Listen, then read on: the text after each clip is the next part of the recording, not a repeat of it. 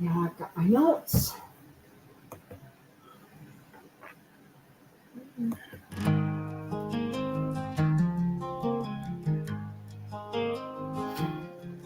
In a small town living rough, times were hard and life was tough.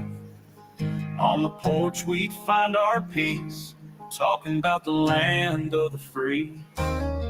Stars and stripes in the sky, blue and red lines standing high.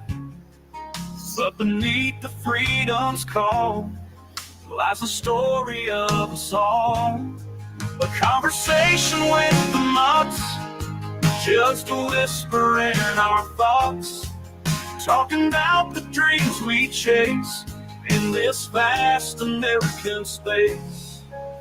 The roads we walk, they're cracked and dry, still we look up at the sky with hope that never dies, and tears that fill our eyes.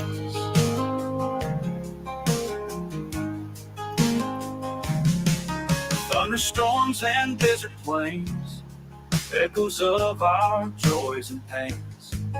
From the heartland to the coast, it's the simple things we toast. A conversation with the mutts, just a whisper in our thoughts, talking about the dreams we chase in this vast American space.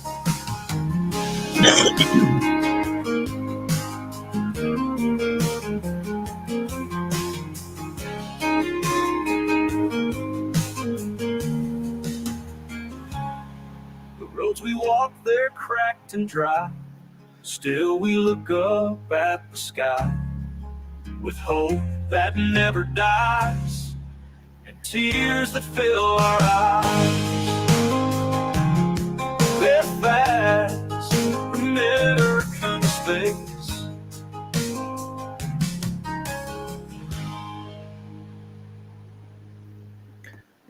Good evening, ladies and gentlemen, and welcome to another conversation with the Mutts. I'm your host, the Celtic Mutt, And I am Mrs. Mutt. and tonight we're going to discuss something that's rather apropos considering what tomorrow is, I think. No, day after. Today's the 30th. Yeah. Oh, that's right. Yes, so tomorrow. Yeah. And we are supposed to have a guest join us this evening. A direct descendant of the Witch of Pungo, Grace Sherwood, should be joining us soon, hopefully. Which, for those of you that may not remember, that is, Grace Sherwood is known as the Witch of Pungo. Correct. She was the last person in Virginia to be tried for the crime, or air quotes, of witchcraft. I'll be covering a lot of that since I'm a bit more familiar with it than Mrs. Mudd is. But we will also be covering a little bit more familiar series of witch trials, the ones known as the Salem witch trials. But we'll also be discussing a little bit of the Maryland witch trial. That is true. That is very, very true. Which I had never heard of I had until I not came across either. them in my research. I hadn't either, to be honest. So yeah, it's going to be an interesting show, I think. Before we get started, I know that I had mentioned to some of you that we have a regular, I won't say guest, but a regular who listens to the show. A regular audience member? Yes, there you go. Who I had voiced a bit of concern about with Hurricane Helene, and that would be Mac, and we had not heard from him, but I finally did hear from him. So from what I understand, what little bit of conversation, and I do mean little, he is okay. Hi, Kimber. Hey, Kimber, how are you? So Mac is good. Hopefully he'll be in here tonight. He's a little behind on his history lessons. Yes, he is. But yeah, I was just really glad when he made his little comment on one of my videos. Yes. I do want to clarify one thing that I made a statement when I spoke with the young lady who should be joining us in a little bit. While, yes, I am more familiar with the Witch of Pungo, it was Mrs. Mutt who had actually suggested, after I mentioned to her that I had actually spoken with this young lady, it was Mrs. Mutt who had made the suggestion that we reach out to her and see if she might be interested in joining us. So that is all due credit to Mrs. Mutt. Well, now with all of that out of the way, while we're still waiting to And as I told you, I was just giving you a rough time. Yes, You didn't yes. need to- well, I still wanted to clarify. All due credit needs to go where it goes, and I'm one for trying to correct my mistakes. 1 second here. There we go. There we go. Well, what I can do first Yes.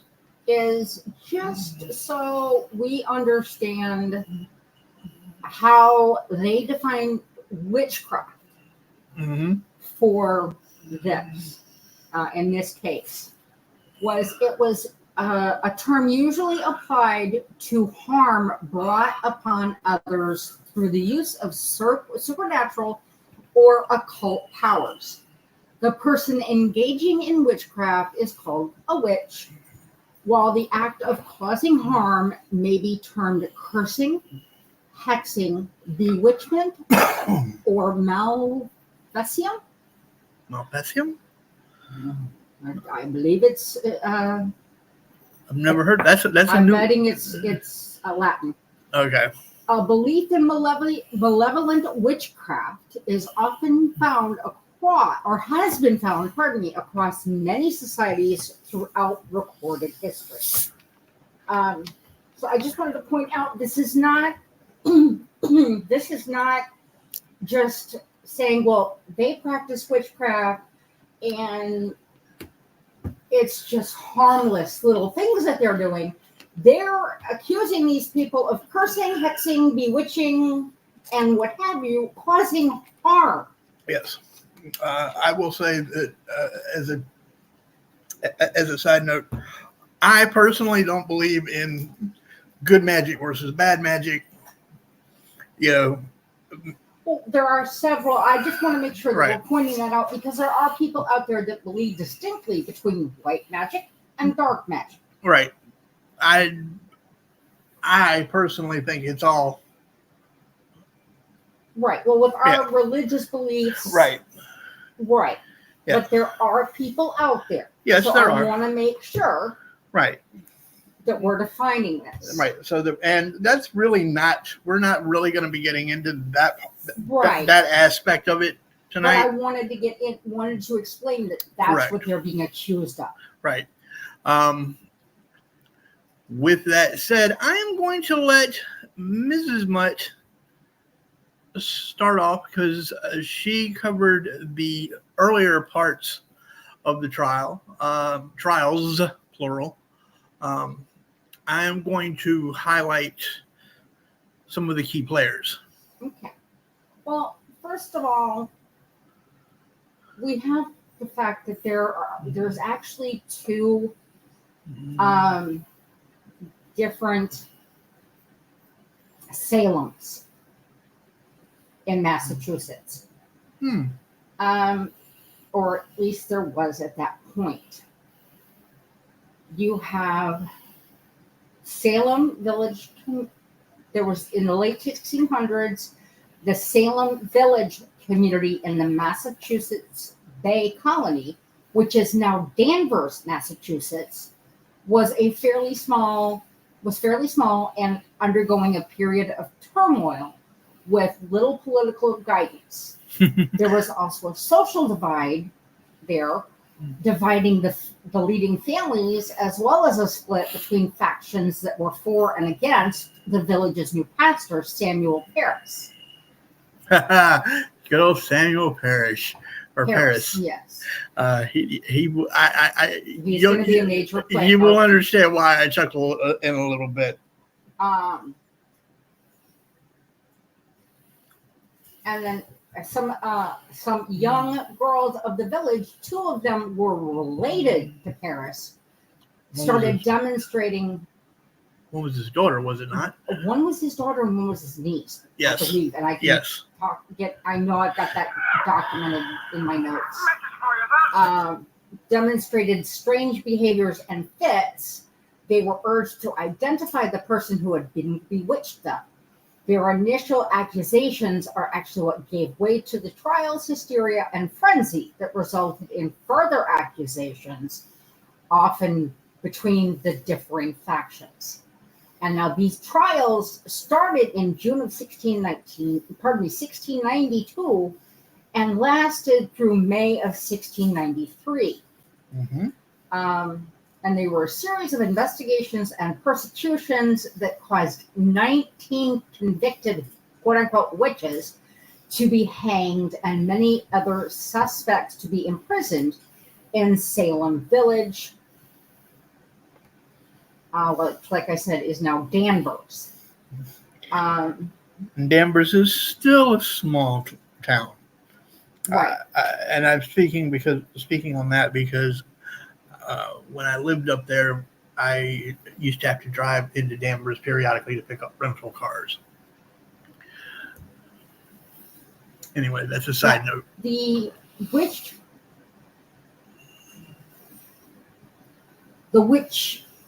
hysteria, fear. Hysteria is a good word because that's the word that I kept running across. Actually, for lack of a better way to put it, started in Europe and came over with the Europeans. Okay. It was but one chapter in a long story of witch hunts. The last known execution of witchcraft was actually took place in Switzerland in 1782.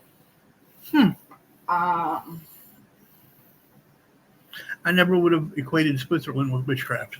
The witch hunt fervor peaked between 15. Hello. Sorry, we're being joined by our little Halloween kitty, who is orange, black, and white.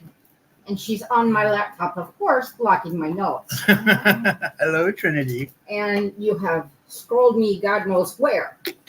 Trin.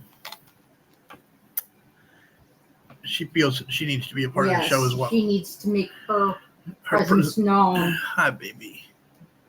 So forgive me while I scroll back up and find out where I was. We never said we were professionals, folks. No, and we never said we locked the babies out of our room or of our area where we hold the show. We don't. No, they are part of our family. We definitely don't lock them out. Besides, last I checked, we can't really lock them out of the dining room. No, we really can't. There she goes again. Yeah, she started crossing over, so I picked her up. Let's see. The witch hunt fervor peaked from the 1580s and 90s to the 1630s and 40s. Some 3/4 of these European witch hunts took place in Western Germany, the Low Countries, France, Northern Italy, and of course, as I said, Switzerland. The number of trials and executions varied according to time and place, but it's generally believed that some 111 or 110,000 persons in total were tried for witchcraft, and between 40 to 60,000 were executed. And that's in Europe, not here in the States. I believe so. Okay. The hunts. What the heck? She really did a number on my computer, moving me around. It's okay. The hunts were efforts to, again, hunts in quotations, were to identify witches rather than pursuits of individuals who were already thought to be witches. Witches were considered to be followers of Satan who had traded their souls for his assistance. It was believed they had employed demons to accomplish magical deeds, that they had changed from human to animal form or from one human form to another, that animals acted as familiar spirits, quote unquote, and that they rode through the night or through the air at night to secret meetings and orgies.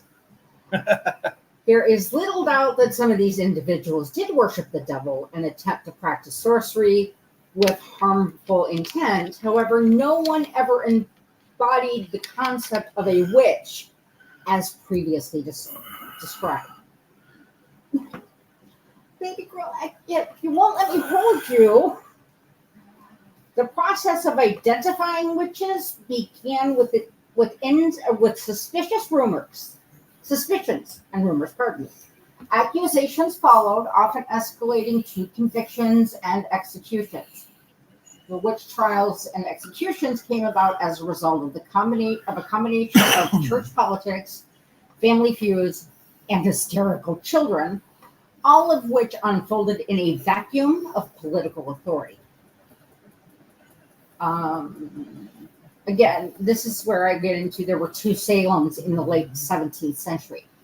There was the bustling, commerce-oriented port community on Massachusetts Bay, known as Salem Town, which would evolve into modern Salem.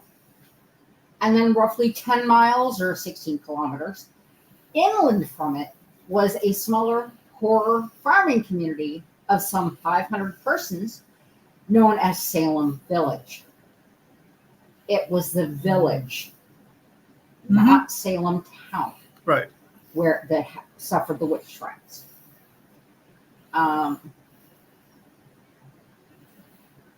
And again, it had a noticeable social divide.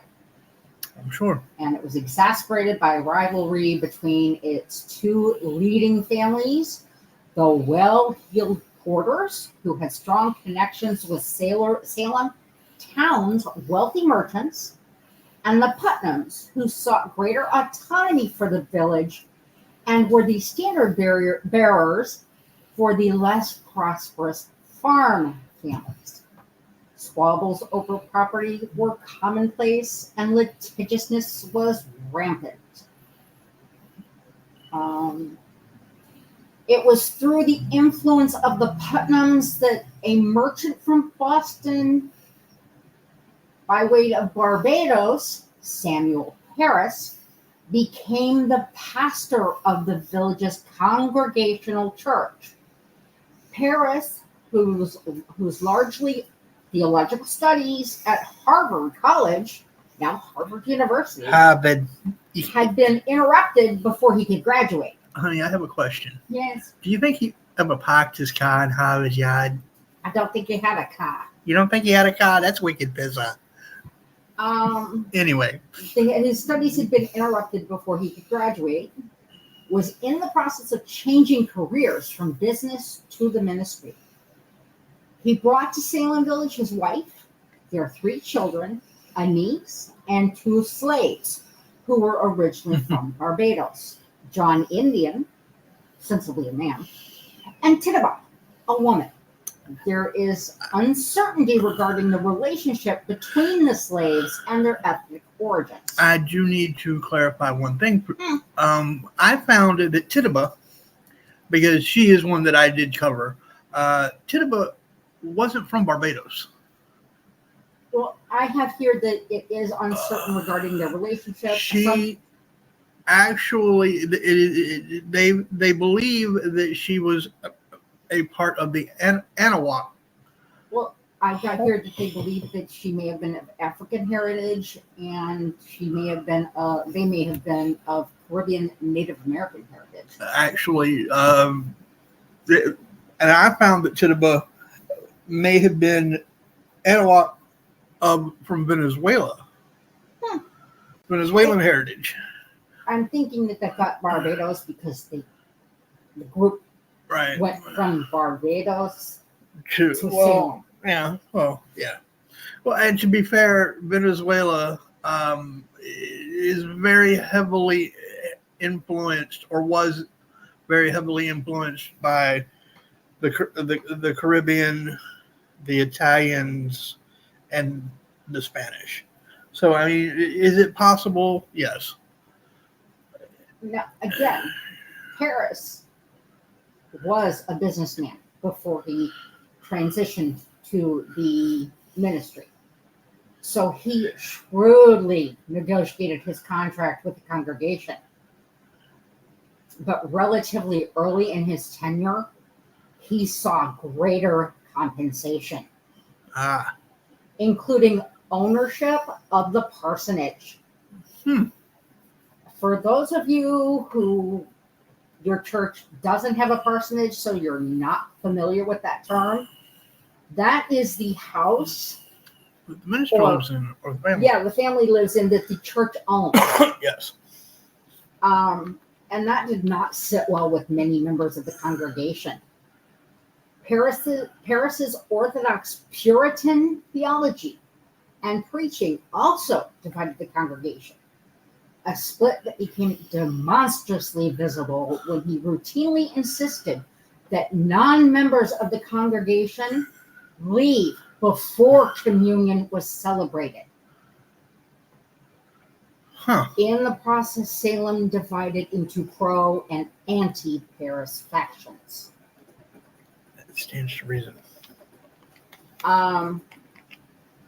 Probably stimulated by voodoo tales told to them by Tituba, Yeah. Paris's daughter Betty, who was 9, and his niece Abigail Williams, Yep. who was 11, and their friend Ann Putnam Jr., about 12. And I know it does happen occasionally. That Yes, it females get does. Juniors. It does. It's just rare. it does. I have a cousin who was a junior. Began indulging in fortune telling. Oh. In January of 1692, Betty and Abigail's increasingly strange behavior, described by at least one historian as juvenile delinquency, came to include fits. They screamed, made odd sounds, threw things, contorted their bodies, and complained of biting and pinching sensations. Looking back with the perspective provided by modern science, some scholars have speculated that the strange behavior may have resulted from some combination of asthma, encephalitis, Lyme disease, epilepsy, child abuse, a delusional psychosis, or convulsive ergotism. The last is a disease caused by eating bread or cereal made of rye that has been Go ahead. I'm gonna infected with the fungus ergot or ergo. Okay, which I have something to add to that. This can elicit vomiting, choking, Mhm. fits, hallucinations, and the sense of something crawling on one's skin. When Tituba was one of the things that Tituba admitted to ties into that. She actually admitted to making the girls what are known as witch cakes, which is made from rye and human urine. Now, for those of you who might be interested to know, the hallucinogen LSD is actually a derivative of ergo or ergot. However it's pronounced. I believe it's how it's pronounced. Okay. Given the subsequent spread of the strange behavior to other girls and young women in the community, That makes which I find interesting that it was only young girls and young women that seem to have displayed these fits. Not and really. The timing of its display, however, those physiological and psychological explanations are not very convincing. The litany of odd behavior also mirrored that of the children of a Boston family who in 1688 believed were believed to have been bewitched, a description of which had been provided by congregational, pardon me. Congressional I have been Congress. watching too much political stuff. Yeah. Congregational minister Cotton Mather, in his book Memorable Providences Relating to Witchcraft and Possessions, which was published in 1689, and which may have been known by the girls in Salem Village. In February, unable to account for their behavior medically, the local doctor, William Griggs, put the blame on the supernatural. At the suggestion of a neighbor, a quote-unquote witch cake made with the urine of the victims Mm-hmm. was baked by Tituba Mm-hmm. to try to ferret out the supernatural perpetrator of the girl's illness. So yes, she did make it. But I also find it interesting that later on in my research, Mm-hmm. the girls accused Tituba. Tituba. Not the girls. Yeah, the girls said Tituba Yes. did it. And they named Yes. two other women. Yep. And those two other women, Correct. Tituba stated she had seen the girls had said that their names were all in the book of the devil. Yeah. And Tituba said she had seen the other two women's names in that book. Yes. Although it provided no answer, its baking outraged Paris, who saw it as a blasphemous act. So we've kind of figured out what could possibly have been the cause of the fits. That cake wasn't made until after they started the fits.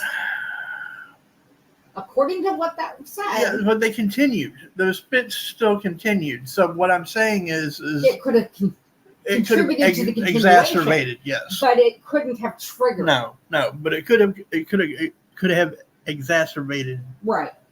Pressured by Harris to identify the tormentor,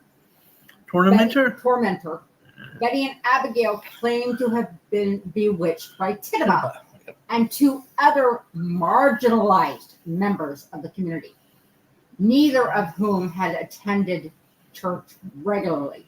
Right. Sarah Good, an irascible beggar, and Sarah Osborne, which they're offering two different spellings of the last name, an elderly, bedridden woman who was scorned for her romantic involvement with an indentured servant. But she was bedridden. She could have had that Yeah, relationship I know. before she was bedridden. On March 1st, two magistrates from Salem town, John Hawthorne and Jonathan Corwin, went to the village to conduct a public inquiry. Both Good and Osborne protested their own innocence, though Good accused Osborne. Initially, Tituba also claimed to be blameless. But after being repeatedly badgered and undoubtedly fearfully owing to her vulnerable status as a slave, she told the sorry folks, I promised you I'm sober, told the magistrates what they apparently wanted to hear, that she had been visited by the devil and made a deal with him. So we're dealing with what is probably a coerced confession. Right.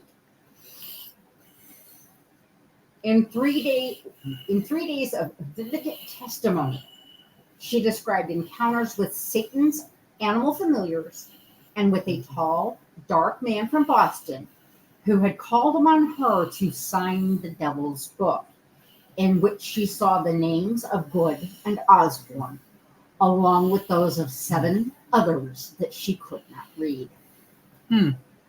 But she could recognize Osborne and Good. Uh-huh. The magistrates then had not only a confession, but also what they had accepted as evidence of the presence of more witches in the community, and hysteria mounted. Other girls and young women began experiencing fits, among them Ann Putnam Jr., her mother, her cousin Mary Walcott, and the Putnam servant Mercy Lewis. Significantly, those that they began identifying as other witches were no longer just outsiders and outcasts, but rather upstanding members of the community, beginning with Rebecca Nurse, a mature woman of some prominence. As the weeks passed, many of the accused proved to be enemies of the Putnams, and Putnam family members and in-laws would end up being the accusers in dozens of cases. Does not surprise me. After weeks of informal hearings accompanied by imprisonments, Sir William Phipps, again, we've got two different spellings, the governor of Massachusetts Bay Colony, interceded and ordered the convening of all official court of Hoyer to hear and Terminer to decide in Salem Town. Presided over by William, I'm going to assume this is pronounced just like the town in Wisconsin, Stoughton. Staunton. Huh? The colony's lieutenant governor. The court consisted of 7 judges. The accused were forced to defend themselves without aid of counsel. Most damning. What? Wait. Yeah. So they had no counsel. They had no counsel. They had to defend themselves. And you know Yeah. You know what they say about someone who defends themselves? Yeah. They have a full client. But again, this was before Yeah. they put certain laws in place. Yeah. And well before Miranda was. Do you realize Miranda was put in place in Arizona? No, I did not. Yeah, there were officers when I was going through the paralegal program. Uh-huh. We were told there were officers that would go to the original officer and have him sign their Miranda cards. Really? Really? Huh. Yeah. Most damning for the defendants was the admission of quote-unquote spectral evidence. That is, claims by the victims that they had seen and been attacked, pinched, bitten, contorted by specters of the accused, whose forms Satan allegedly had assumed to work his evil. Even as the accused testified on the witness stand, the girls and young women who had accused them writhed, whimpered, and babbled in the gallery, seemingly providing evidence of the specter's demonic presence. Those who confessed, or who confessed and named other witches, were spared the court's vengeance, owing to the Puritans' belief that they would receive their punishment from God. Those who insisted upon their innocence met harsher fates, becoming martyrs to their own sense of justice. Many in the community who viewed the unfolding events as travesties remained mute, afraid they would be punished for raising objections to the proceedings by being accused of witchcraft themselves. As a matter of fact, I'm going to jump right there. Bear with me here. I'm going to jump to 2 specific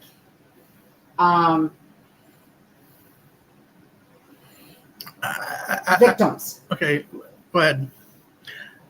I am going to, when you're done, I would like to point out why I think Tituba was so willing, if you will, for lack of a better word, to confess to some of these things.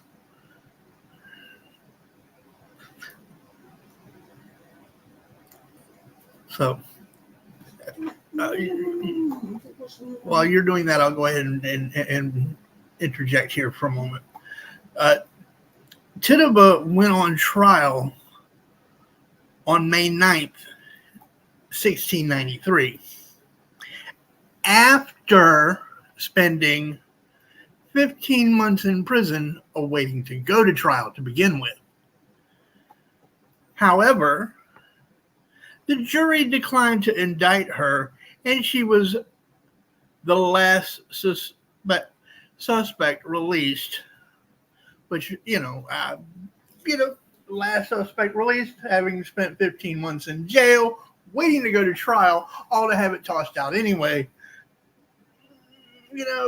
Prisons back then were not what they are now. They were far worse than they are now. So I couldn't imagine spending 15 months not knowing when I'm going to go to trial in those conditions. So when somebody offers me a plea, it's not out of the realm of possibility that she just jumped on it. What do you think? Yeah. But again, they were talking about quite some time of her being what sounded like coerced. Well, yeah, she probably was coerced during that whole 15 months. She literally was sat in jail for 15 months before she ever went to trial. Tituba is often considered the sole non-white participant in the Salem witch trials. So her male companion, shall we say, apparently had nothing to do with it. Or at least was never suspected or accused. All right, well, I got Did you find what you were looking for? not quite all of it, but let me do this. This will probably. Tituba was also allowed to speak. This is very unusual for that time frame. She was allowed to speak against her accusers despite her race, because it was not illegal for slaves to give testimony in court. She was also the first person to confess to practicing witchcraft in Salem Village in January of 1692. I found it interesting that she was allowed to speak against her accusers. I would have thought as a slave they would have silenced her voice altogether. So I kind of found that a little bit interesting. Did you find what you were looking for, dear? Yes. Okay. Okay. We start with Martha Corey. Mm-hmm. She had actually had a bit of a checkered past. At one point, she gave birth to a biracial child. In 1684, her luck turned. She married Henry Rich of Salem and gave birth to a legitimate son named Thomas Rich. Some sources state that she lived with her son, Benjamin, in the boarding house separate from her husband, which Benjamin was either Benjamin or Ben-Oni. Okay. While other sources state that Benjamin lived by himself in the boarding house, while Martha lived with her husband and younger son. After Henry Rich died, somewhere between 1684 and 1690, Martha married Giles Corey. She was actually his third wife. Giles was a wealthy farmer, but he also had a troubled past. He had actually stood trial for murdering one of his farmhands in 1676. He was found guilty, but he only paid a fine for his crime. Many residents of Salem believed Corey paid a bribe for his freedom, and his reputation in Salem was forever tarnished. When the Salem witch trials began in the spring of 1692, Martha and Giles were some of the first people to actually attend the examinations, but Martha soon expressed her doubts about the legitimacy of the claims. When Giles tried to attend another examination, Martha tried to persuade him not to, and even went so far as to hide his saddle so he couldn't ride his horse to see them. This apparently made her look suspicious to others, as if she were working with the witches to stop or impede the trials. So shortly thereafter, Ann Putnam Jr. claimed Martha's spirit had attacked her, which of course was shocking at the time because Martha was a respectable woman despite her troubled past. She was a member of the local church. No one of her social status had been accused before. Before any formal accusation was filed, two local men, Edward Putnam and Ezekiel Cheever, decided to personally investigate the accusation. March 12th of 1692, they tried to see if they could corroborate Ann Putnam Jr.'s story by stopping by the Putnam house first and asking Ann Putnam Jr. what Martha Corey's spirit was wearing at the time of the attack. And they planned to visit Martha Corey to see if she was wearing the same clothes. When asked, though, Ann Putnam Jr. claimed Martha's spirit had temporarily blinded her, so she couldn't see what she was wearing. The men decided to go ahead anyway and pay Martha Corey a visit. And according to the book Legal Executions in New England, even before the greeting could be exchanged, Martha Corey astounded her guests by surmising their purpose. "I know what ye are coming for," she said. "Ye are coming to talk with me about being a witch." Her tone was annoyingly smug, rather abashed. The men admitted that such was so. Then they spoke of what Ann Putnam had said that day. Then Martha Corey delivered another bombshell. "But does she tell you what clothes I have on?" This time her tone was an intolerable blend of smugness, contempt, and mockery. As far as Putnam and Cheever were concerned, this incident clinched the case about Martha Corey. Not only was she guilty in their eyes, but impudent as well. Before that day was out, the details of the interview were upon every tongue, and few were they who dissented from Putnam and Cheever's opinion. No one stopped to consider that Martha had been tipped off in advance about what had gone before. The only explanation that seemed reasonable was that the woman had come to such knowledge by illegal and supernatural means. Animosity against Martha began to build during the week that followed Putnam and Cheever's interview with her. No one came to Martha's defense, and in fact, other afflicted girls joined in accusing Martha. Martha kept a brave face throughout it all, even after a warrant was issued for her arrest on March 19th. Fortunately for Martha, when the arrest was issued, there wasn't enough time left in the day to arrest her.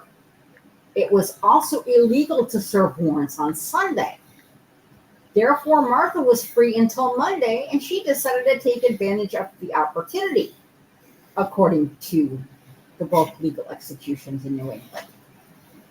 Salem would long remember the events of Sunday, March 20th, 1692. On that day, the townsfolk felt in disbelief as they entered the meeting house, and there saw Martha Corey, the reputed witch, seated among the pious.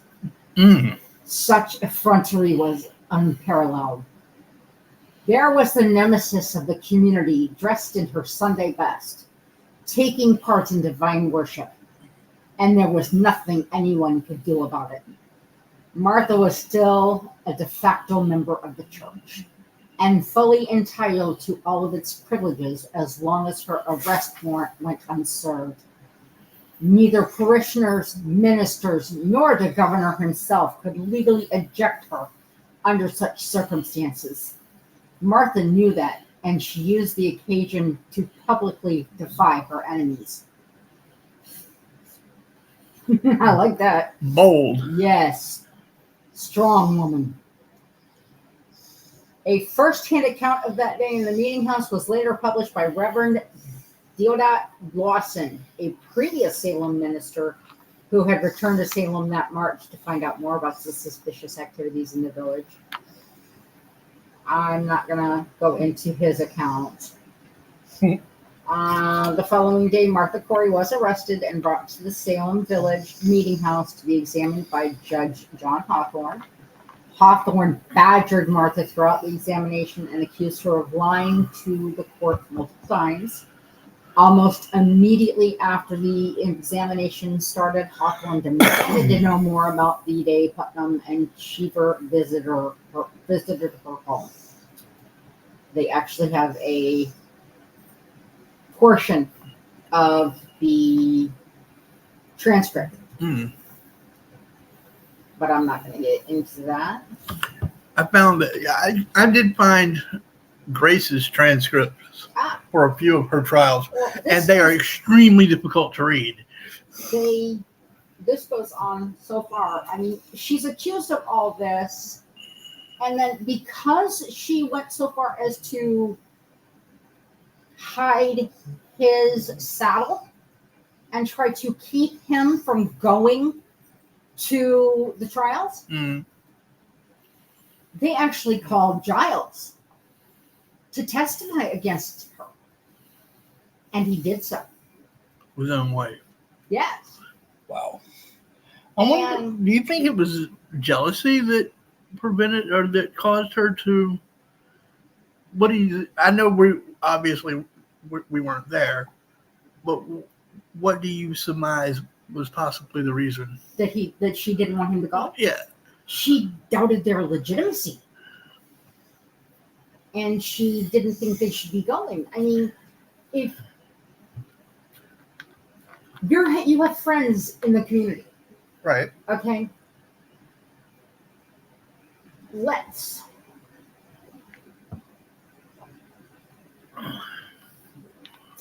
say you have a friend named Lisa. Okay. I don't know if you do or not, other than my adopted daughter. I have a cousin named Lisa. Okay. Yeah. But this is a friend. Right. That lives a few blocks away. Okay. You're not necessarily the tightest of friends with her, but you see her quite often in town. Okay? Right. So you're associates more than friends. Right. You attend church with her. Mm-hmm. If, it's a small enough town that, y'all are farmers. It's a small enough town that if something were to happen to you, she and her husband would come over and lend a hand to get the crops in. Right. Okay? Right. She's accused of a crime. Mm-hmm. A crime not easily proven from a legal standpoint, but with hearsay and what have you, from the legal standpoint at that time, Right. yeah, it could go either way. Right. And you go to the trial. Yeah, to the hearing. Right. What happens if she's found not guilty and she sees that you went and thinks you were there to Speak out against her? to support those detracting from her. It could damage a friendship. Yeah. She and her husband may not be there when you need those crafts brought in. True. And again, this is a small place. And she may have a lot of influence. In that small town. Yes. So, I may not want you to go for that reason.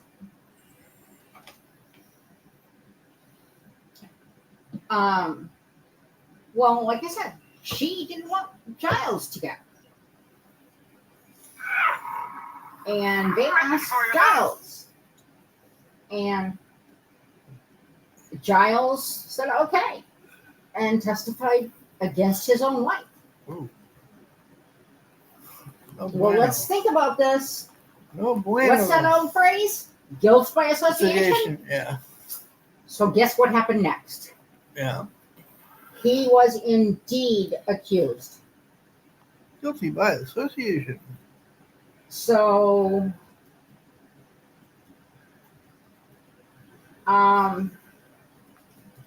yeah, he was actually, I want to say, one of the last, if not the last. I think he was actually the last to die, but he was not executed.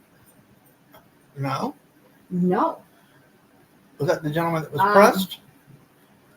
Yes. Corey's examination by Judge Hawthorne and Judge Corwin on April 19th, they repeatedly accused him of lying and even tied his hands to prevent him from practicing witchcraft in the courtroom, according to court records. It says the afflicted were seized now with fits and troubled pinches. Then the court ordered his hands to be tied.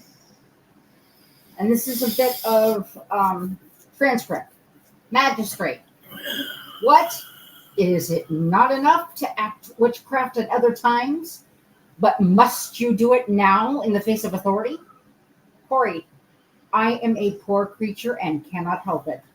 Upon the motion of his head again, they had their heads and necks afflicted. Magistrate, why do you tell such wicked lies against witnesses that heard you speak after this manner this very morning? Corey, I never saw anything but a black hog.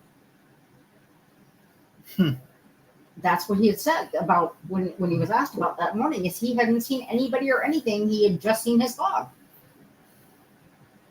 After untying one of his hands, the afflicted girls began having fits. The court brought up Corey's previous testimony against his wife and tried to get him to provide more incriminating evidence or information, but this time Corey refused.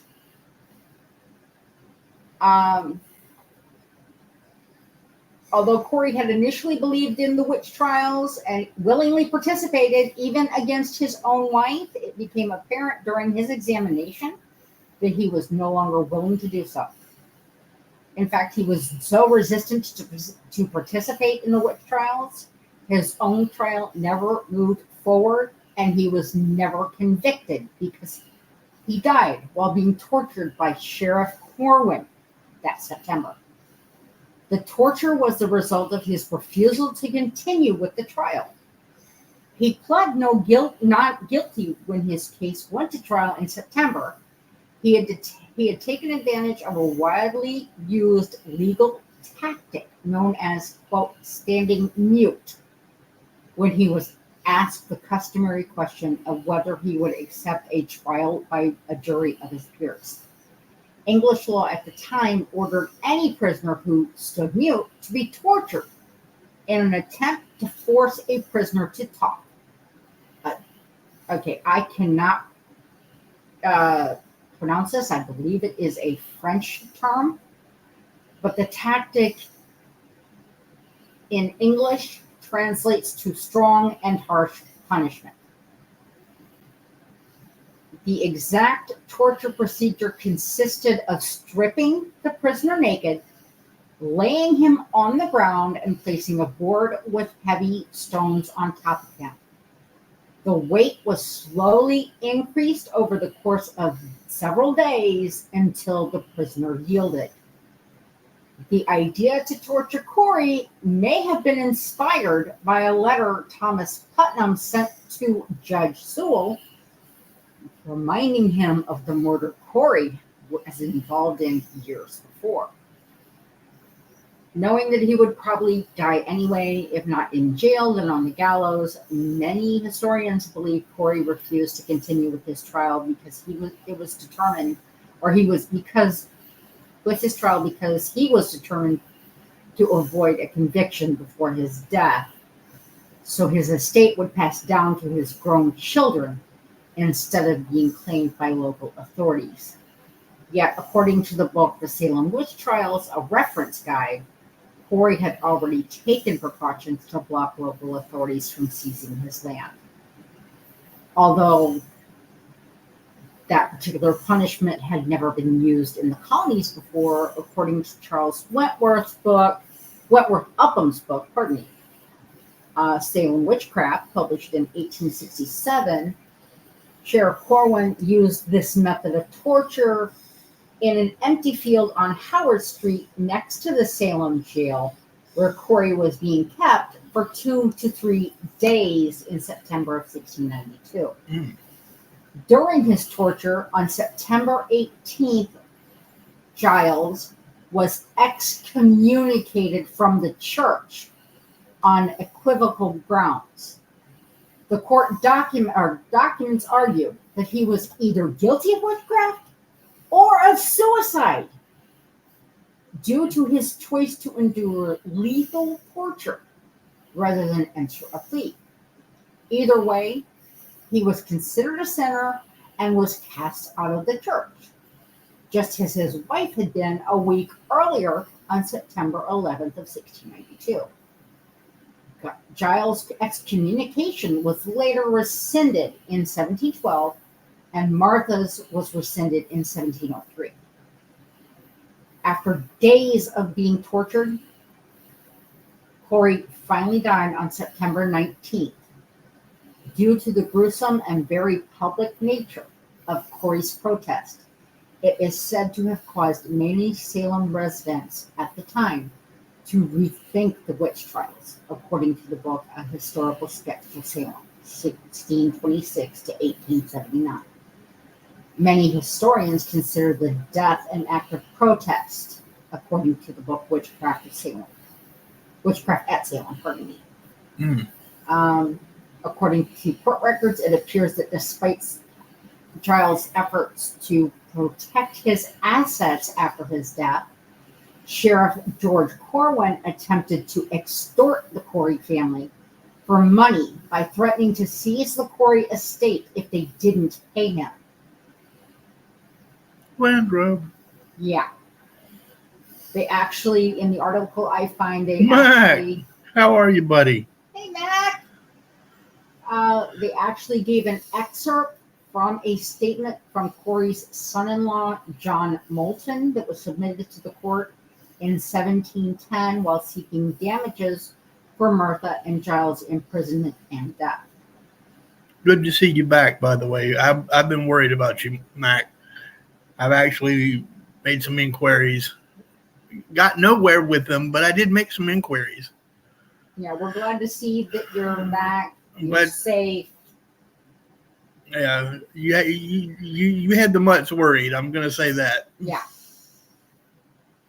In 1711, the Massachusetts legislature actually passed a bill giving some of the names of the accused witches, including both Giles and Martha, and paid restitution for their imprisonment and deaths. Now, this I thought was interesting. It has long been rumored that Corey placed a curse on Salem and its sheriffs. Oh, yeah. During his torture by shouting, quote, "Damn you, I curse you in Salem," end quote, at the sheriff before he died. 4 years after Corey's death, Sheriff Corwin died suddenly of a heart attack at just 30. Local legend suggests that Corey not only cursed Corwin, but every Salem sheriff since 1692. In 1981, the Essex County Sheriff Robert E. Cahill was forced to retire early due to a stroke, heart attack, and rare blood condition. Wow. My He man, looked into the history of the sheriff's office man had a bad day. as described in the book Cursed in New England. He stated, or what the book states is, about 300 years later, in 1978, Robert Cahill, while in office, suffered a rare blood disease, a heart attack, and a stroke. Doctors could not find the cause of his afflictions. He was forced to retire as sheriff of Essex County and as master and keeper of the jail. Today, he lives in Florida. Mr. Cahill notes that the sheriff before him also contracted a serious blood ailment while in office. It forced him to retire. He, in return, had inherited the post from his father after the elder man died of a heart attack while serving as sheriff. The previous sheriff had suffered heart problems as well. So have all the others as far back as I could trace, he says. And the two men who have followed me have had an awful lot of legal trouble. Mm. Cahill believes that when the sheriff's office was moved from Salem to the new prison in Middleton in 1991, it broke the curse and spared the future sheriffs. Since the move, no sheriffs have been diagnosed with any heart conditions or blood ailments. Mm. Locals also believe Corey's ghost still haunts the area around the Howard Street Cemetery, as it is now known, and that his ghost is often seen before and after a terrible event happens in the town. One such occasion happened shortly before the Great Salem Fire of 1914, when witnesses saw a ghostly figure of an old man floating through the cemetery. Pardon me. Ceremony? Yeah. The fire actually started near the area of Gallows Hill and Proctor's Ledge, where Corey's wife Martha and 18 other people were hanged for witchcraft before it spread and destroyed much of the town. In 1953, Giles Corey was featured as a major character in Arthur Miller's play, The Crucible, in which he is depicted as a violent, quarrelsome man. The play doesn't mention that Corey testified against his wife, but does state that he got her in trouble with the law when he mentioned some quote-unquote strange book she had.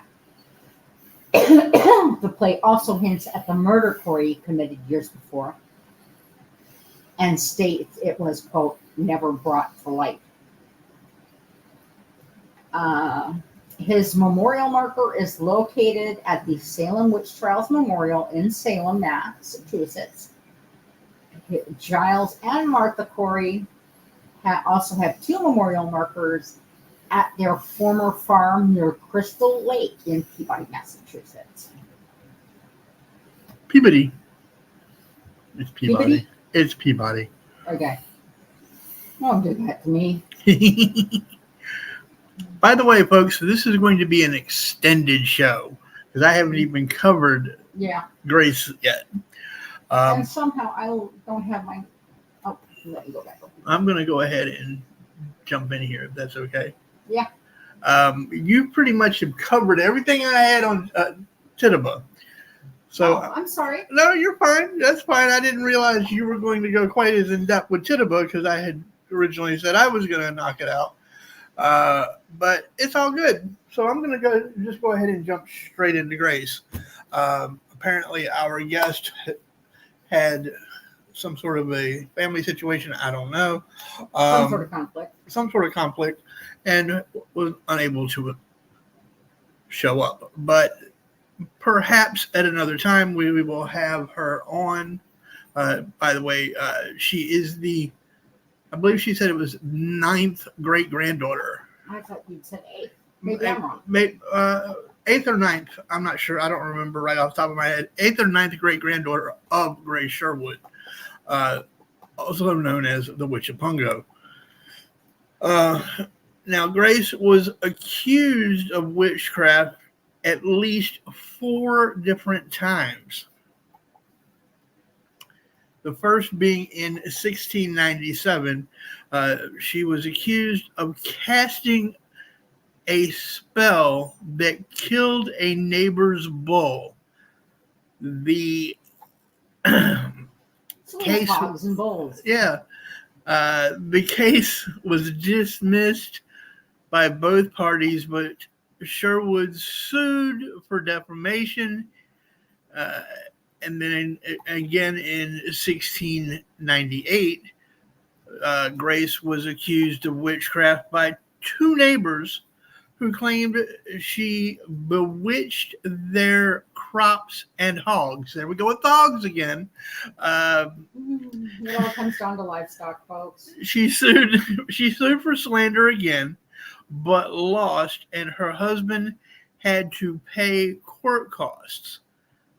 Basically, £2 sterling, I believe, was the court cost. In 1705, a neighbor pressed criminal charges of witchcraft against Sherwood. In 1706, Elizabeth Hill accused Sherwood of causing her miscarriage. Sherwood was convicted of witchcraft and imprisoned using the ducking method, which is why witch duck is known as witch duck and not witch dunk. It later became a play on words for Grace because she was a witch, allegedly.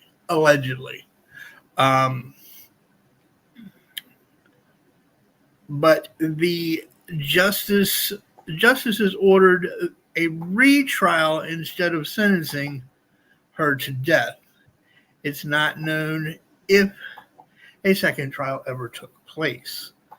One of the things that I found interesting was Grace was actually slated to be dunked on July 5th, but because of inclement weather and fear that she would catch pneumonia or the death of a cold. The irony. Yes. Her ducking was postponed until July 10th. They were so worried that she was going to get sick before they tried to kill her. By the way, this all comes from Encyclopedia Virginia, which is where most of this information was found. Contemporary accounts describe her as an attractive and tall woman possessing a sense of humor. Sherwood wore trousers instead of dresses while working on her farm. This was unusual for the time, as she grew herbs. She was a herbalist. She basically was a healer, and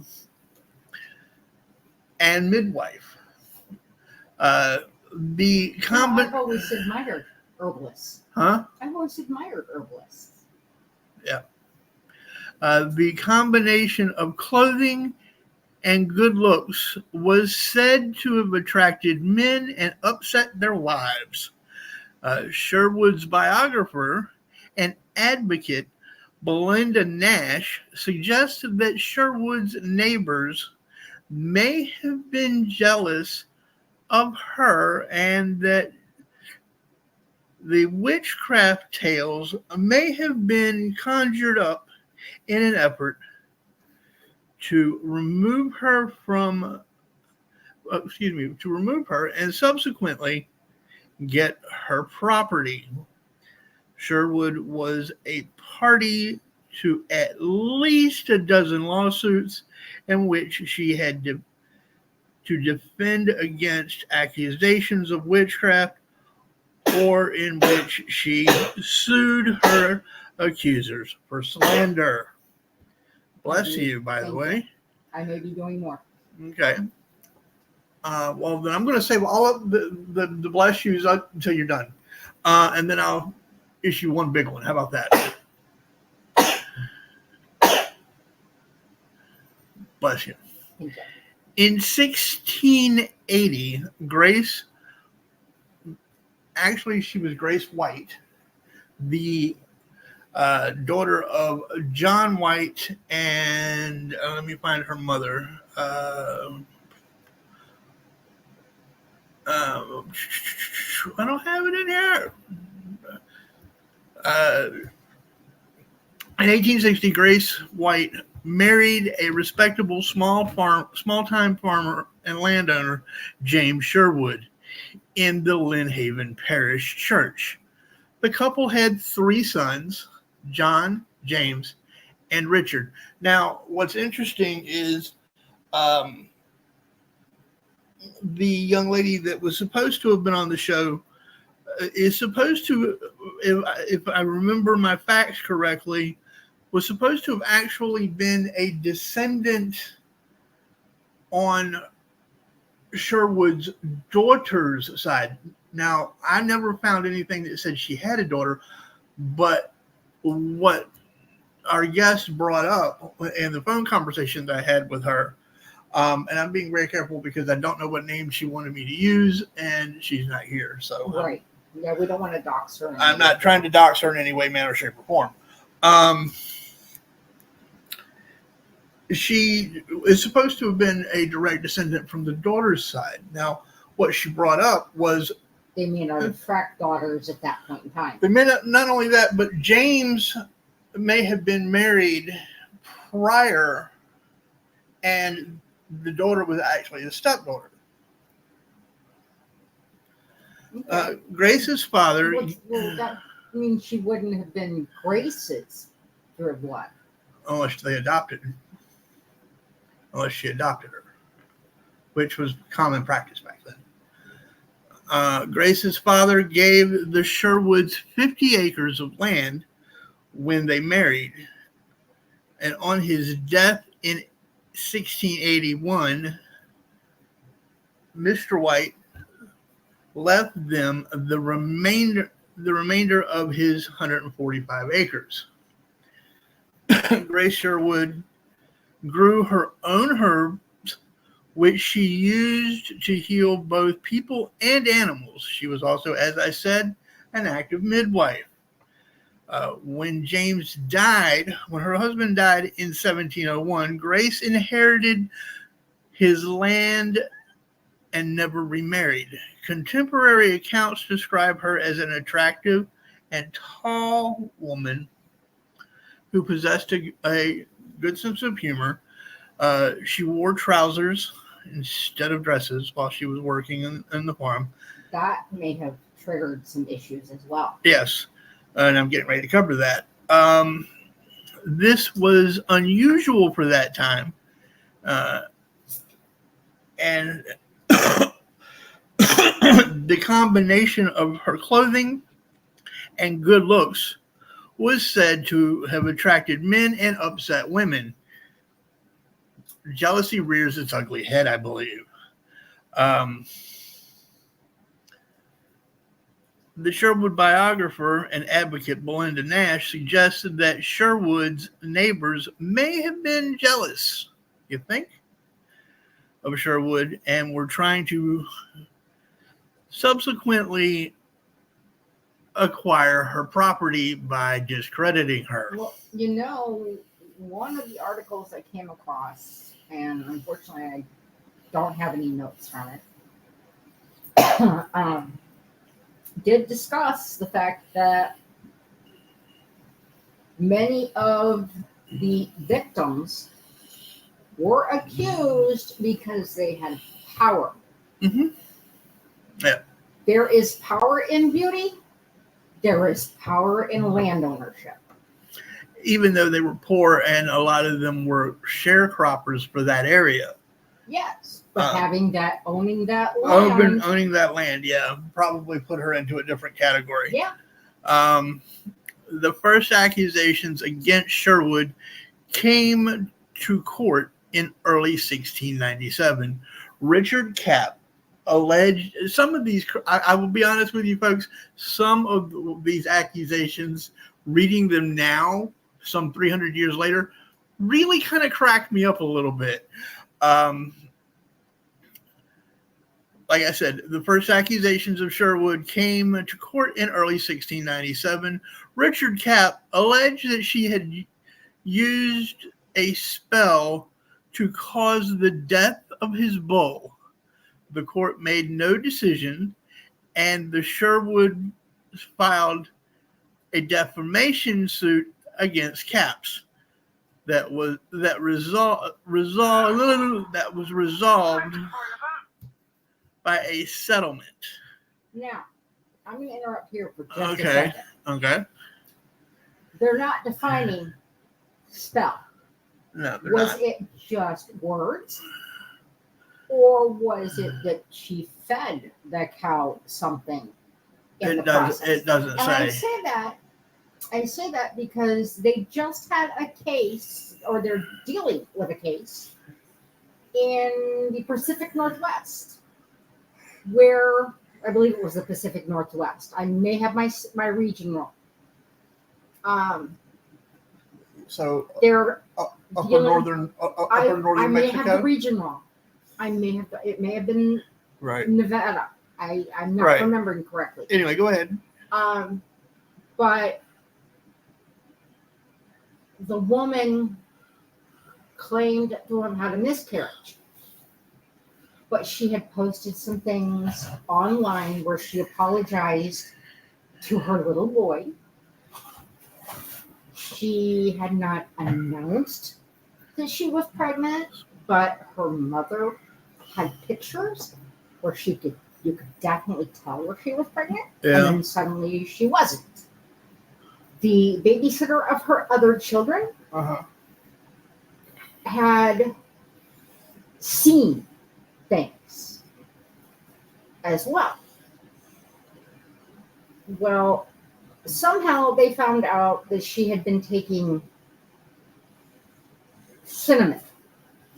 And she had, the woman had read somewhere online that if you took 2,000 milligrams of cinnamon a day, you could miscarry.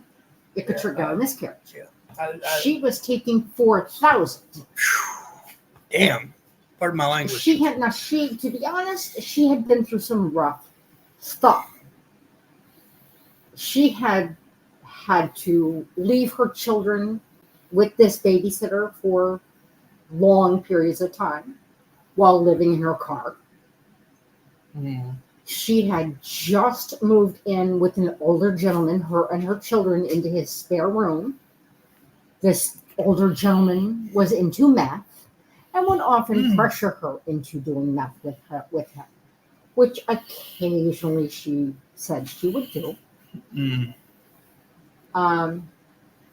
She did not disclose the pregnancy to him. Well, she ended up with officers, several officers on the property. They went to an old law It's on the book. and came after her about you used a substance to rid yourself of a child Right. after in the third trimester. Right. So again, was there feeding of a substance? I don't know. It doesn't say. Right. But anyway, that being unclear, Right. we can only assume. In 1698, Sherwood was accused by her neighbor, John Gisborne of enchanting his. Here we go. Hi, Matt. Say it with us. Enchanting his pigs and cotton crop. No court. Again, everything is involving pigs. It cracks me up. No court action followed this accusation, and another suit for defamation by the Sherwoods was filed. The same year, Elizabeth Barnes alleged that Sherwood had assumed the form. Okay, this one really, I got a chuckle out of these. Elizabeth Barnes alleged that Sherwood had assumed the form of a black cat. Mind you, we have a black cat floating. We have two. No, we have a solid. We do have two solid black cats in the house. Mama and baby. Baby, yeah. Are you guys actually Grace? No, I'm kidding. I'm kidding. Completely kidding. But by the way, Matt asked a question. What's that? Why do witches wear breeches? To get a better grip on our broomstick. Probably. Yep, that's probably the case. And Mac, I'm so glad to see you back. I'm not even gonna make you clean the chalkboard for that bad joke. He does say boo. Boo. The black cat. Okay, let me back up. In the same year, Elizabeth Barnes alleged that Sherwood had assumed the form of a black cat, entered Barnes's home, jumped over her bed, drove and whipped her, and left via a keyhole. Okay, I'm sorry. Abby and Hella can fit in many tight spaces. They're not going through a keyhole. Nope. And unless it's a twin-size bed, they're not jumping over it. No. They're jumping on it, but they're not jumping over it. Yes. Again, the allegations. The allegation was unresolved, and again, subsequent defamation action was lost. For each of the failed accusations, Sherwood and her husband had to pay court-related costs of £2 sterling.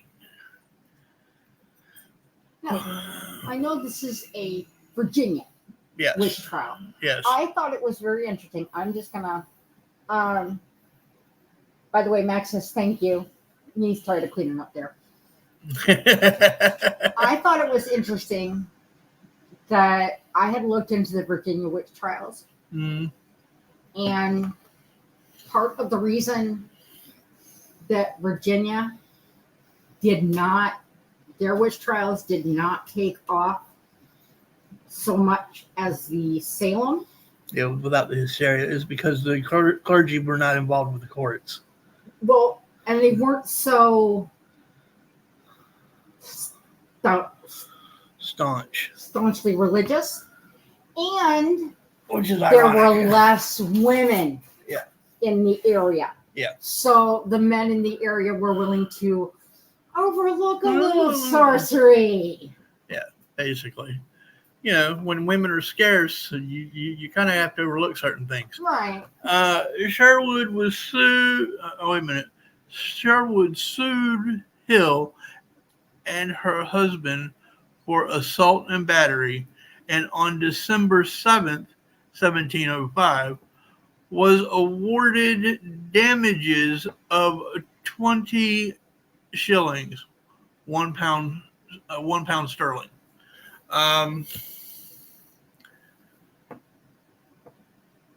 Number of witch trials in the 17th century.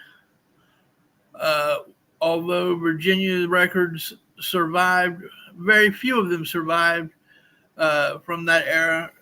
19 known witch cases were brought to the colony during the 17th century, but only one which ended in acquittal. But there was only one that ended in acquittal. The lack of witch hysteria, which we were just discussing, was thought to be due to, unlike in Massachusetts, was not found in Virginia due to the fact that they were less active in the courts.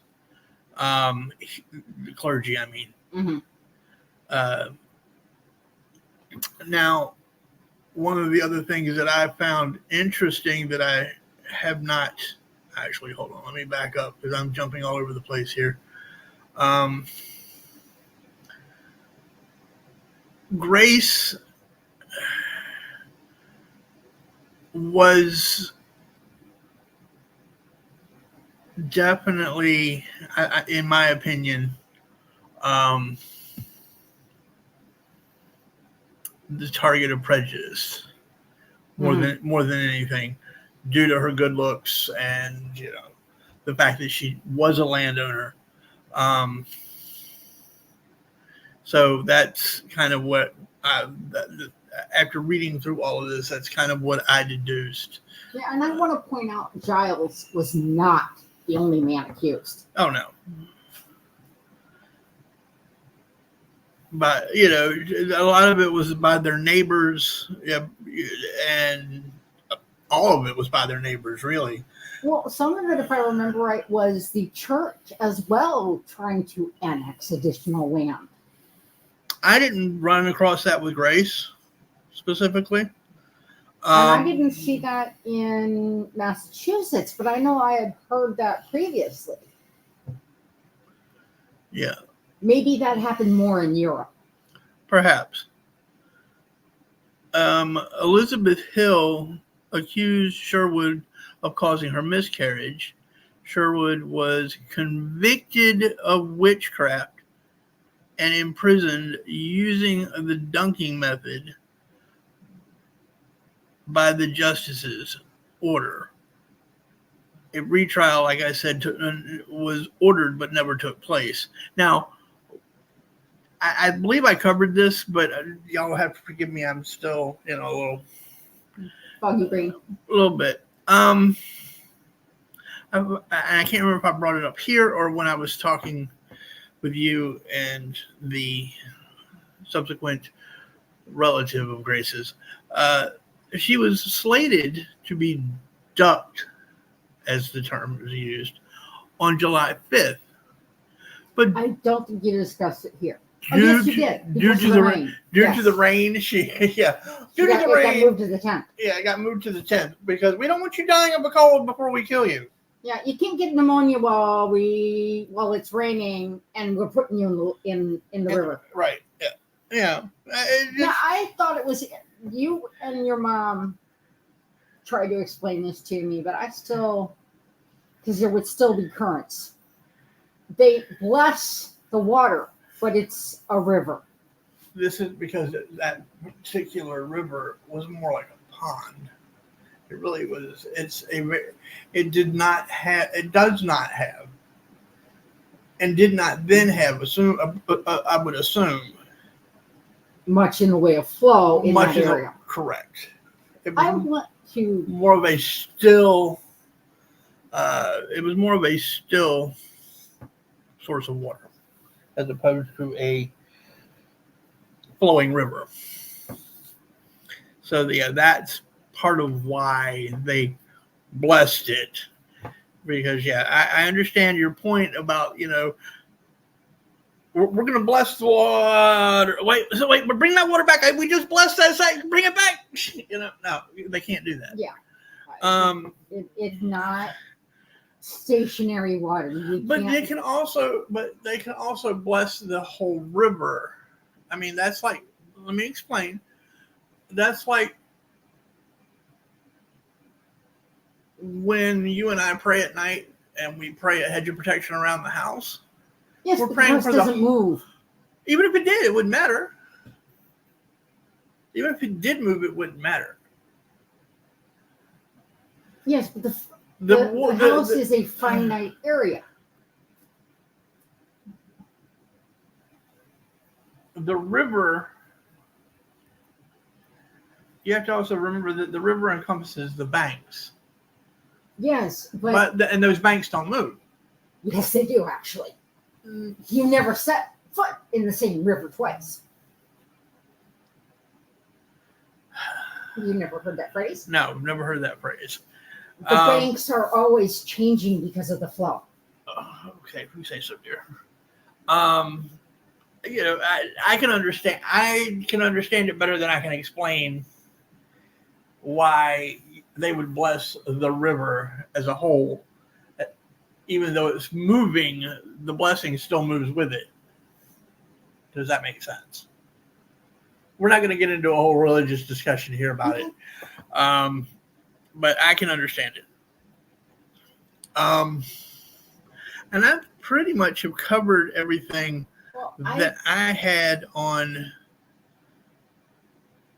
Miss Sherwood. I do still have a little bit on Maryland. Okay. Unless you want to call it night. I mean, it is 9:30. How little is a little bit? Because I'm not going to go into great depth. Because I'm starting to hurt a little, to be honest. It actually started out with the ship, the Charity of London, that set out for the New World in 1654. And it had a rough going. Amen, Mac. Yes, it does. Mac says, moving water moves mountains up here. Yeah. Yeah, we know, Mac. We know. It was just particularly hazardous. It's always dangerous, but this was particularly hazardous. Choppy seas and violent winds plagued the ship during the journey. They had attempted to make a landfall in Bermuda, but that failed due to crosswinds, and the ship just daily grew more leaky, almost to desperation. And the chief seaman grew more agitated as the ship weakened and the weather just refused to yield. They ended up they decided that Mary Lee, who was a passenger aboard the ship, was a witch, and petitioned the captain to put her off, to put her on trial. The storms delayed the proceedings, so two seamen decided to take matters in their own hands. They seized her and searched her body for the devil's markings. They found a demi mark, a protruding quote, teat, from which the devil and his familiars could supposedly feed, a well-known sign of witchcraft at the time. She was subsequently hanged and her corpse and belongings dumped overboard. The Charity landed in St. Mary's City in Maryland, worse for wear, but in one place and without the witch. From there, stories of witchcraft, such as the story of Mary Lee, were common in the 17th century, and anti-witch hysteria had recently swept across Europe, and the English crown enacted several statutes criminalizing sorcery. As we had already discussed, it just kind of came over with the new settlers.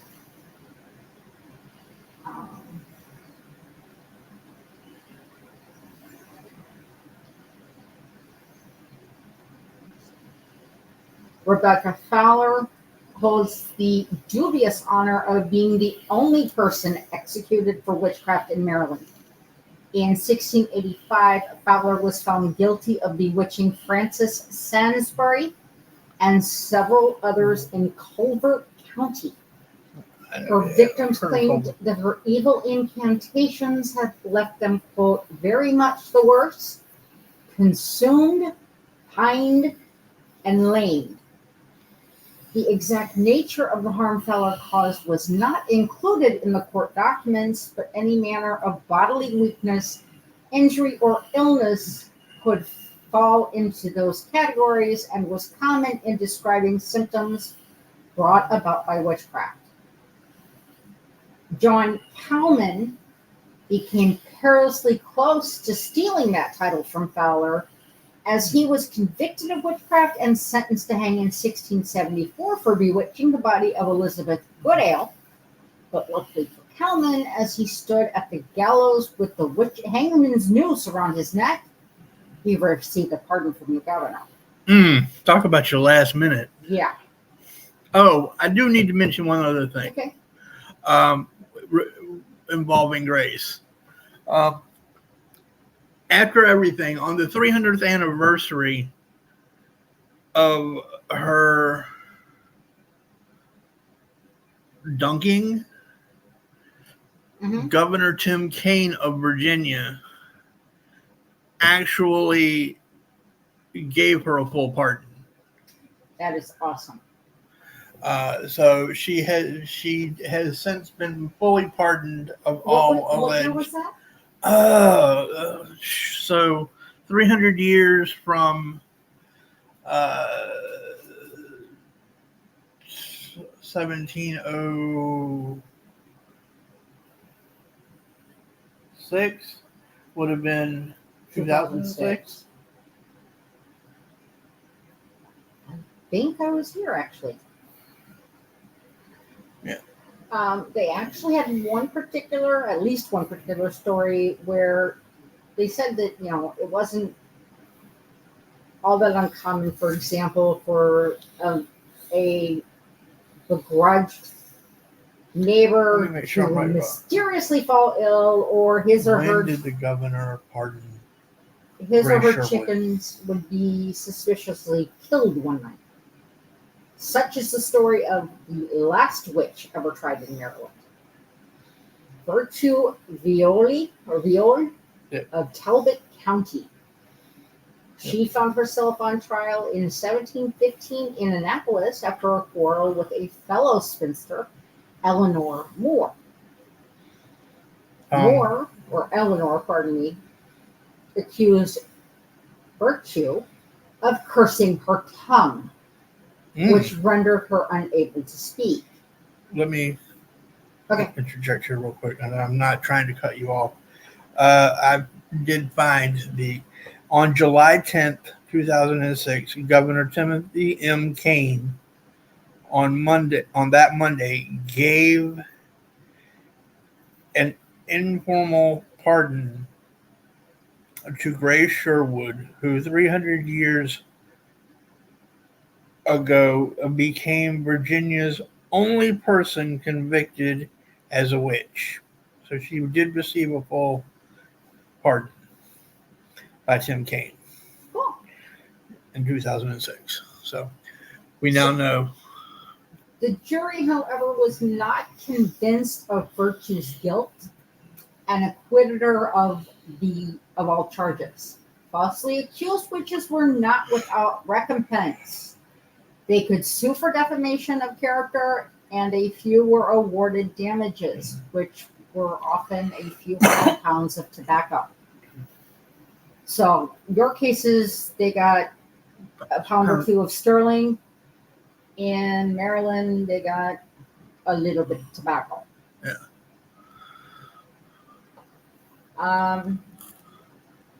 Local folklore in Maryland, even though a few witches met their untimely end.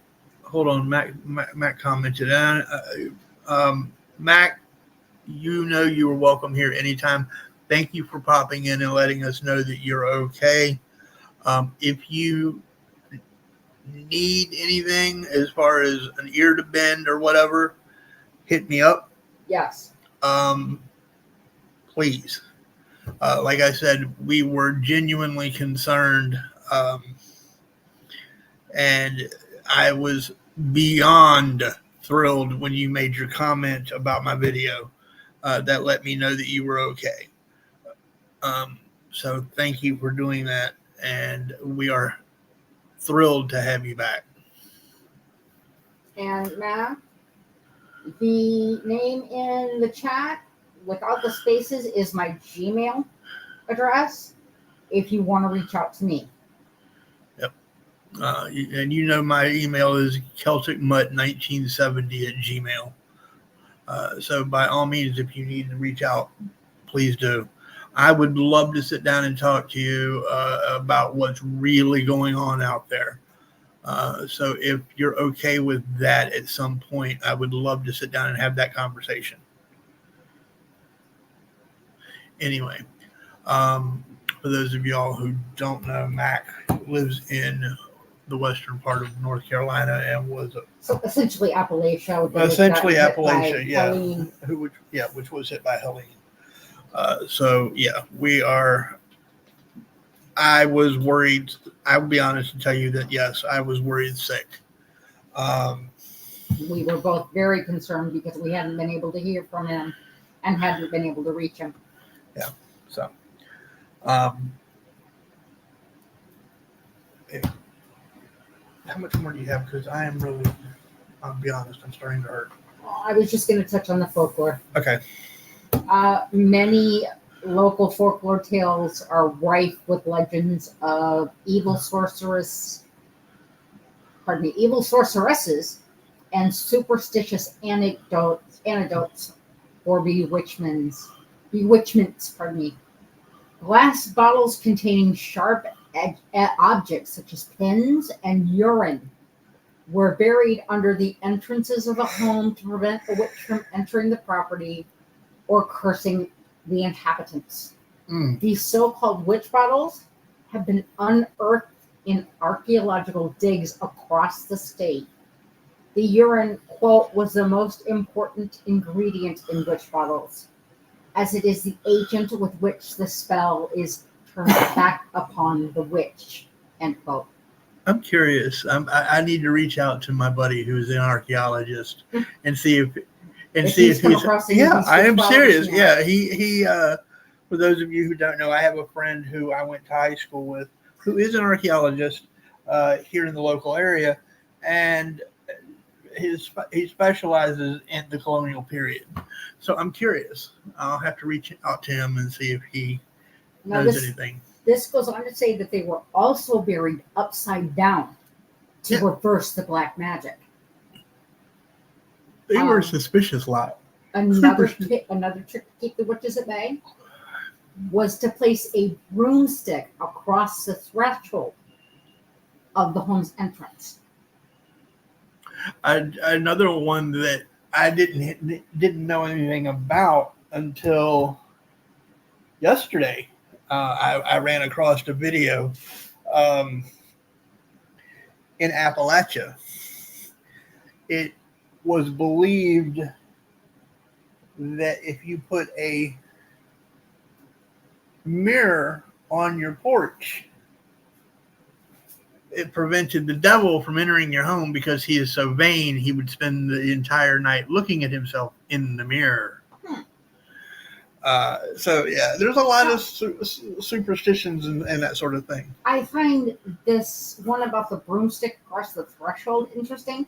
Yeah. Because it states that the witch supposedly could not exit the dwelling without counting the broomstick's bristles, thus revealing his or her identity. I'm sorry. Why do I want to let the witch in and keep him or her in the house? That's presuming that they get in the first place. But it specifically says. I know. I don't understand it. Yeah, that doesn't make sense to me either. Like I said, some of the superstitions don't make sense. You know, you're going to tell me that a woman turned into a cat, jumped over your bed, completely jumped over your bed, and exited through a keyhole? I know. It's, some of these things just don't make sense.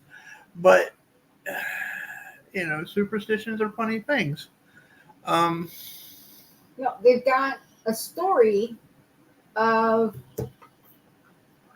Okay, we'll call it. I'm sorry, David. Yeah, I agree. I am too. I want to say thank you to everybody who has joined us tonight. We hope that you all have found some of this, if not all of this, interesting. We thought it rather apropos, considering what tomorrow is, as I said at the beginning of the show. That said, please be careful tomorrow night. Yes. Please. Watch out for trick-or-treaters. Assuming your community is doing trick-or-treat tomorrow night. Right. Or if they're doing it another night, that particular night, watch out. Please be careful, not only of the trick-or-treaters, but anyone who may be wanting to play, dress up and have a few drinks. or just wants to go out and cause mischief. This is true too. So And that's interesting because where I grew up, you had Halloween, and then you had and then doubles. the following night was Doubles Night. Doubles night, yeah. We appreciate each and every one of you. For those of you who are interested, next week considering everyone will be staring at the piles of leftover Halloween candy, we will be discussing American candy. Yep. We're going to discuss what is the number one American candy, How Snickers got its name. Yep. We may even, if I can find it, discuss the least favorite, which I think is kind of an interesting twist, the least favorite American candy. Or the least favorite American Halloween candy? Yeah. So if you have a sweet tooth, or you know someone who does, or maybe you're a dentist and just want to know what to be on the lookout for. True. Make sure to join us next week. Again, at 8 o'clock as usual. We hope to see you there. Please, if you have the opportunity to look out for someone else, do so. And as always, take care of yourselves. And I'm going to give Mrs. Mutt the last word. Have fun storming the castle!